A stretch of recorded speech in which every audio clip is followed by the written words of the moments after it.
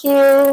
Hi, இப்போ நம்ம end of the session வந்தாச்சு. என்னன்னு பாத்தீங்கன்னா, இந்த 1 hour ஆஃப் வீடியோல நான் எவ்வளவு முடியுமோ அவ்வளோக்கு அவ்வளோ உங்களுக்கு ஷார்ட் அண்ட் ஸ்வீட்டா என்னென்ன இங்க அவைலபிலிட்டிஸ் இருக்கு, ப்ராப்பர்ட்டிஸ் இருக்கு, எல்லாமே உங்களுக்கு வந்து நான் சொல்லியிருக்கேன்.